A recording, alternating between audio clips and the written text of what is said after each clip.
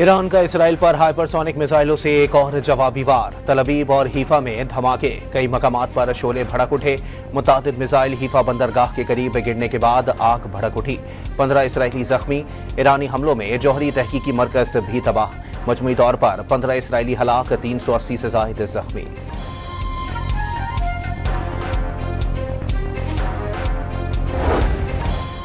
ईरानी हमलों में 7 टन वजनी बारूदी मवाद से लदे हाज कासिम सुपरसोनिक मिसाइलों का इस्तेमाल। इसराइल पर खैबर शिकन और बैलिस्टिक मिसाइलों से कारगर जवाबी वार।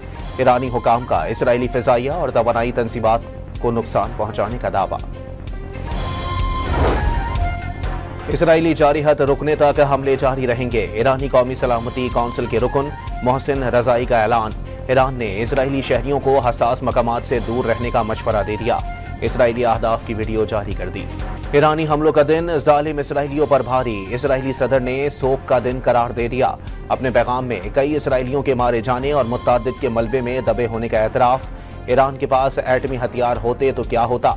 नेतन्याहू भी तबाही देखकर वावेले पर मालूम था ईरान पर हमले की कीमत चुकाना होगी। ताहम जंग के आगाज पर ही इसराइल ने आला ईरानी फौजी कमांड को खत्म करके हैरत ज़दा कर दिया। सरबराह इसराइली फौज का बयान, कार्रवाइयों में तेजी लाने और आने वाले सालों में अपनी सिक्योरिटी को मजीद मजबूत बनाने का भी ऐलान। अब्बास के परचम के तले हैं, किसी और के परचम तले नहीं जाएंगे। इस्लामी जमहूरिया पर हमलों के बाद इसराइल को शदीद नताइज का सामना करना पड़ेगा। ईरानी सुप्रीम लीडर आयतुल्लाह खामेनी ने खबरदार कर दिया, पैगाम दिया। सहूनी हुकूमत ने खुद को एक तल्ख और तकलीफ दे सूरत हाल से दो चार कर लिया। ईरान ने इसराइली हमलों में अमरीका को बराह रास्त मुलव्विस करार दे दिया। सदर मसूद पेजिशकियान ने साफ बता दिया, जो कुछ भी हो रहा है अमरीका की पोश्त पनाही से हो रहा है। इसराइली हमले जारी रहने पर मजीद तकलीफ दे और तबाहकुन जवाब देने का ऐलान। इसराइल के ईरान पर नए हमले, तेहरान पर 50 जंगी जहाजों की बमबारी।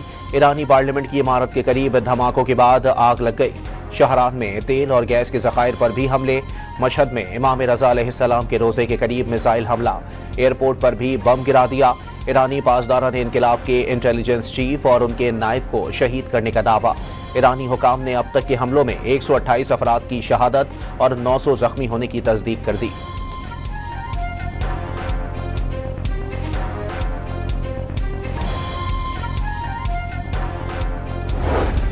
अमरीकी सदर ट्रंप का ईरान इसराइल जंग जल्द रुकवाने का दावा। पाकिस्तान और भारत की तरह मुआहदा कराया जाएगा। अभी तक अमरीका जंग में मुलव्विस नहीं।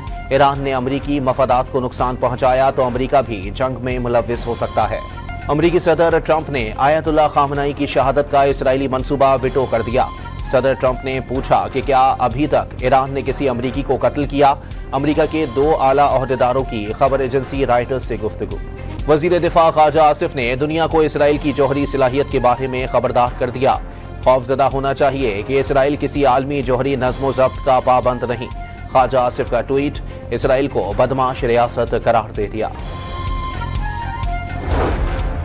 ईरान में फंसे पाकिस्तानी ज़ायरीन का इनखला जारी। तलबा की वापसी की भी कोशिशें। पहले मरहले में 154 तलबा को वापस लाया जाएगा। वजीर खारजा इसहाक डार की तस्दीक।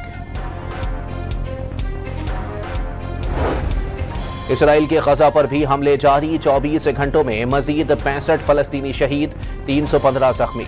ईरान इसराइल जंग की वजह से मुख्तलिफ ममालिक की फ़िज़ाई हदूद बंद। मुख्तलिफ ममालिक की एयरलाइंस ने पाकिस्तानी फ़िज़ाई हदूद का इस्तेमाल शुरू कर दिया।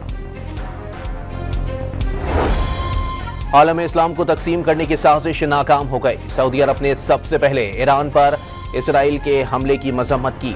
आज पूरी इस्लामी दुनिया ईरान के साथ खड़ी है। अल्लामा ताहिर अशरफी की न्यूज़ कॉन्फ्रेंस। मुमताज़ आलिम-ए-दीन ने भारत और इसराइल को एक करार दे दिया। इसराइल इस्लामी दुनिया के लिए नासूर बन चुका। 1982 में लबनान पर हमला करके 20,000 मुसलमानों को शहीद किया। गजा में 50,000 से जायद फलस्तीनी शहीद कर दिए। अब ईरान को निशाना बनाना शुरू कर दिया। मौलाना फजलुर रहमान का हैदराबाद जलसे में इजहार अफसोस। इसराइली हमलों के खिलाफ ईरान के साथ खड़े रहने का पैगाम दे दिया।